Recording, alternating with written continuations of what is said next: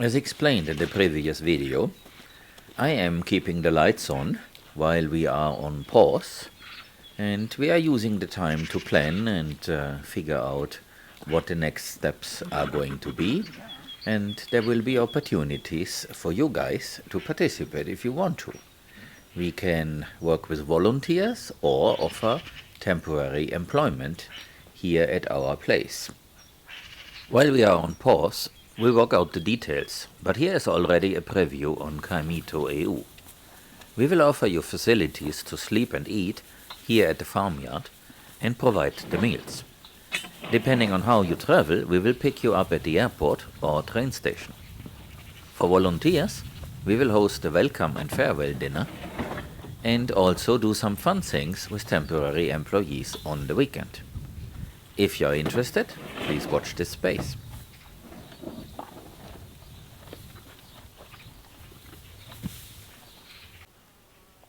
It is also getting more cloudy again. There is rain in the forecast. We will see how much that's going to be. So what we had was about 10 millimeters of rain. That wasn't that much. But it's something.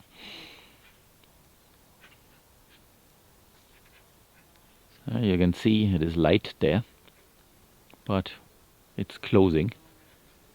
So it also smells a little bit of moisture in the air. So that's a good thing. I should take you over there. There's something else that I can show you. And you see all these pirates there? They fought, and now everything is cool again. But I hear some growling from over there. So again, there is a conversation going on.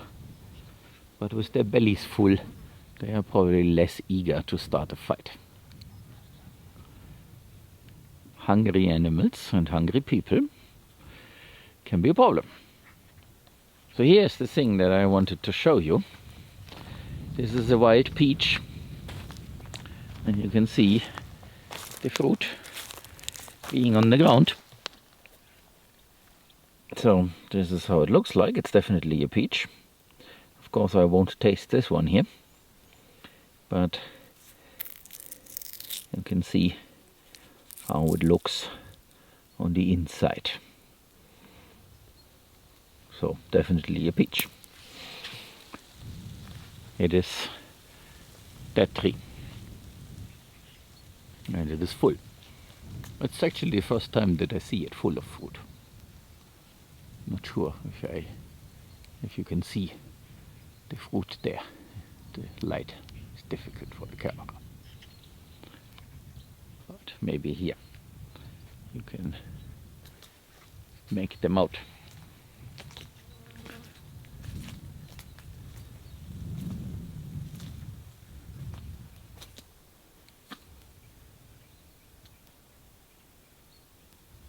So I guess you can certainly see them now. And this one there, that is still there. So this is self-seeded, and probably there will be more around here now that there is no grazing animal passing all the time here. So maybe we will get another one. Of course, now some of you might think, yeah, but you should collect and plant them. Yes, I would love to. But unfortunately, I have to do a lot of things that you guys cannot see. There's life getting in the way, so to say. So I just can show you that. And if you feel an urge to help, please come. You're greatly welcome. I have actually checked a few things there in that cortijo. And in that place, quite a few people could sleep. So there are 2 rooms up there. So if I zoom in, I can show you this a little bit better. So there's a room left and right, and there's a staircase in the center. And people slept there. Again, this was built 1978 or so. and a whole family lived there. And I actually met someone who visited that family, and she played with their daughter here on that land, so she knew all the different corners. So people have been living here in 1978 and before and after that until they left somewhere, I guess it was in the late 1980s. So this was their home. Of course, heating is a challenge, but you can see a chimney there. So there's a chimney, and there's an open fire in the living room basically. And I would think they also, no, they had the kitchen on the other side. So there we demolished this, but there was the kitchen. So they had a little bit more space. And behind that, they cured ham, so they had everything. But then, of course, in winter it was difficult, so I guess they would heat the whole building in excess and then turned off the fire and went to bed in the upper parts under the roof. But now we have some way to heat this by using gas bottles, and that's an option. So we can definitely use this as a temporary base camp. I'm mentioning this now and not before because I had some other ideas to make it more comfortable, but for a week or so, given good conditions, might not be so bad. And I thought that in that part we can install a shower and a toilet. So I'm thinking about how to make this place welcoming for some people who would like to participate in some way. But then I mentioned the construction, so we will do construction soon. And there are the 3 projects. A barn, well, a workshop on top of this platform. On the other side, a cabin, a wooden cabin. And then over there, that open barn and all these things with a lot of solar panels. And once that cabin does exist, of course, then we have luxury living quarters for any volunteer or even a temporary employee. So I don't expect people to do things for free unless they want to.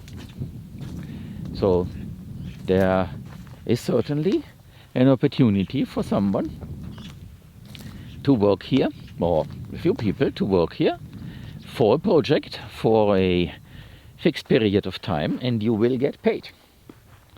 Of course, it's the Spanish pay. So to manage some expectation, farm workers in Spain get a little bit, something between 1,200 and 1,400 euro a month, plus the social security payment. So if you happen to be from Europe and you want to do this for 2-3 months or something like that, or half a year or so, or even a year, it works, given that you have health insurance in your place of origin within the European Union. So there is a piece of paper, and if you have that, then we can definitely employ you in this fashion to work on well-defined projects. And these projects will show up soon, as I'm working on that. On Camito EU, I will make an announcement and explain this in detail. So definitely there are opportunities for volunteers, for temporary employees, and even for contractors. So if you and a couple of friends dedicate yourself on doing things, for example, like building fences, well, that's a thing. We make a contract about a certain job, and then you get paid when you deliver the work. That's also an option. I guess it will probably mostly be volunteers and temporary employees, but that is part of the way forward, because I don't want to do the things that we did before with people who lack the motivation. And I'm very unfortunate, I'm very sorry to say that, just want to draw a check. So I try to be a good person and I provide an opportunity, but people should also not take advantage of this and take me to the cleaners. That is not the idea. And that has been the experience. And remember, the last one, and unfortunately the oldest one, actually stole. So, no, this is not how an ecosystem restoration project is supposed to work. So I'm not exploiting anyone, and I don't want to be exploited. So if you share my thoughts and my vision, then we can certainly do things together, and just send me an email, leave a comment, let's get in touch, and watch this space for more details to come. I definitely want to continue, but in a different fashion and in a better defined way. So I'm not looking to build a team that will run this place, because I learned that this does not work. So we will instead of that, use the approach of a crew, like on a cruise ship or crew on an airplane. People come for a mission. They are professionals, they have done this before, and then we will go on that mission together, and then we do another cruise or another flight, or not. But it's not that you marry into this project. So here is Oliver after the fight. He was one of those lower ranking dogs, and he ended up at the bottom of the stack. The thing is, these dogs, and that is a very important thing, and now I can show you that, their skin is very flexible, so it moves on top of the flesh. So all the biting happens into the skin. Of course there will be blood in some cases, but it's mostly not very dangerous. And that is important, because when they defend their place against the wolf, for example, then that is what keeps them alive. So this breed and many other herding or guarding dogs or livestock guardian dogs, they have the same concept. So their skin moves on top of the flesh, and they can sustain quite a bit of bites without being deadly wounded. And there are some special type of collars that go there where the white part is, and around here they have screws pointing to the outside. So that protects the throat of the dog against something like a wolf. Elsewhere, people view this as something very bad, but around here they do this in order to keep the dogs alive. So this is not cruelty. It looks cruel, and it is, but it is cruel to the attacker. So it makes a lot of sense once you understood why that exists. So like I said, it's a collar made of leather, and it has screws in there, and they point outwards. They are 5 centimeters long. The dog can sleep and do everything. It does not do anything to the dog that wears this. But in case of a fight, in case of an attack or some predator, the dog is able to defend the animals he's guarding. And as you can see, they fought, and Oliver is pretty fine. They have been licking each other after the fight, and I don't see any blood on him. But of course, when you see the action happening, it is frightening. So all is well.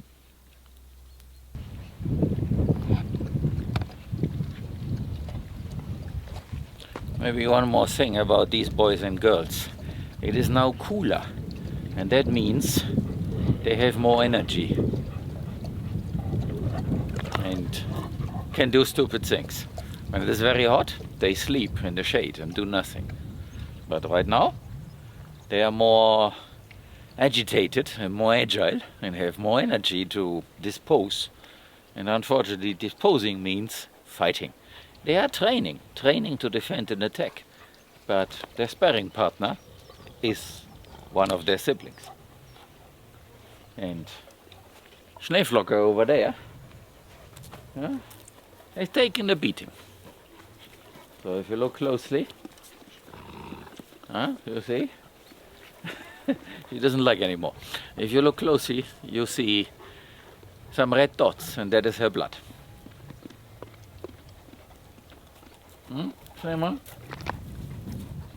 Du sollst ja nicht mitmachen.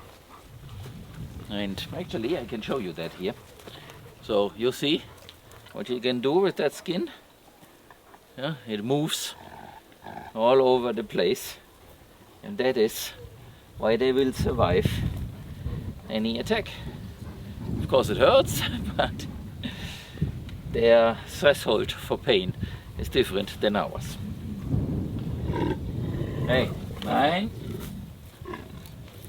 Nein. Now you see. Nein. Nein. Hey. Na, komm mal her. Guck mal in die andere Richtung. Nein. Aha. Hey. Nein. Weg. Weg. Na, geht auch. Nein.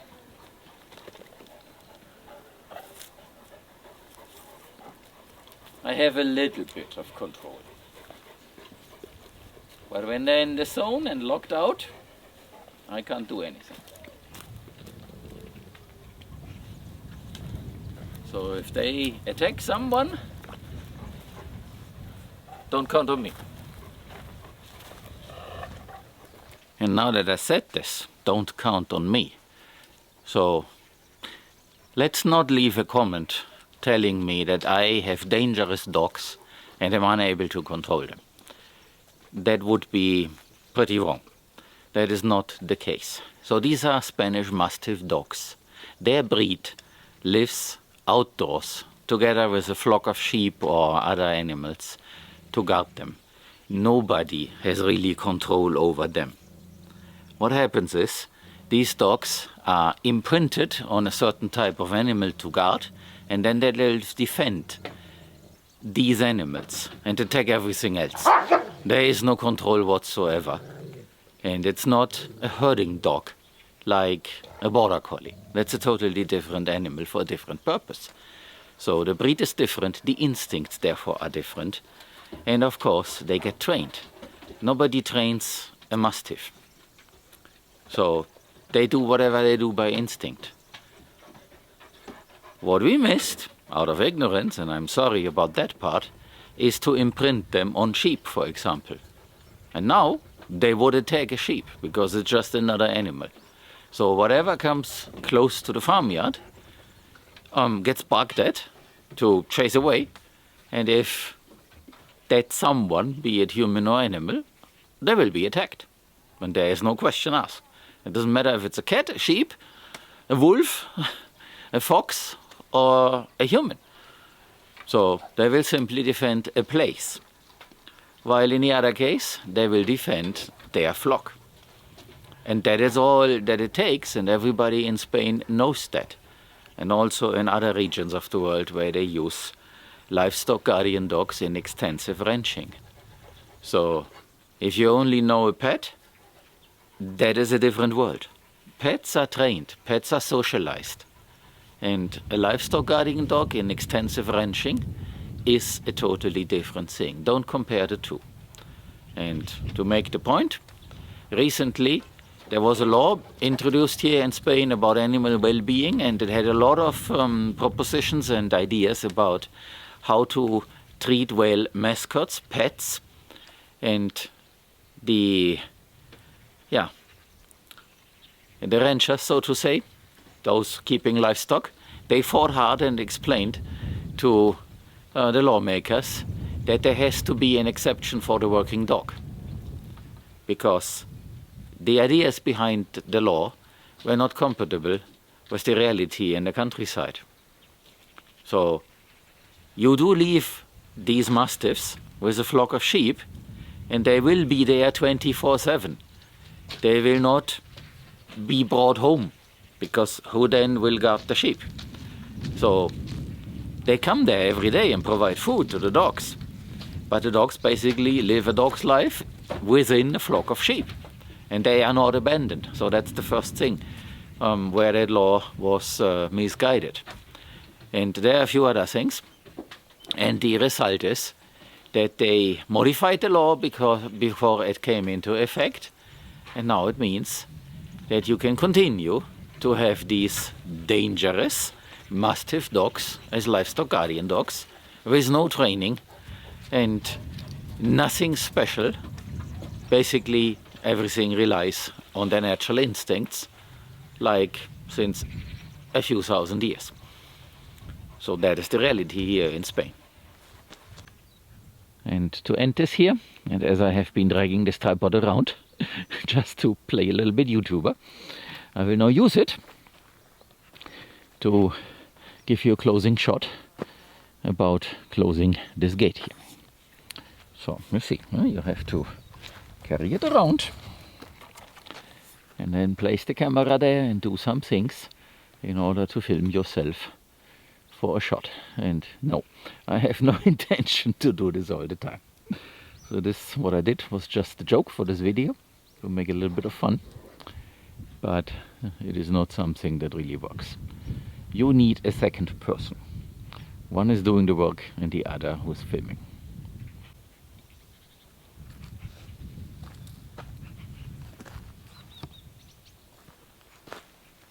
So now let's close this gate.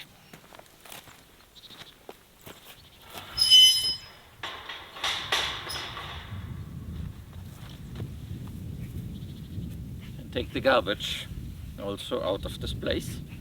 Because like I said, this is plastic and it will disintegrate and then become microplastic that gets into everything. And we don't want that.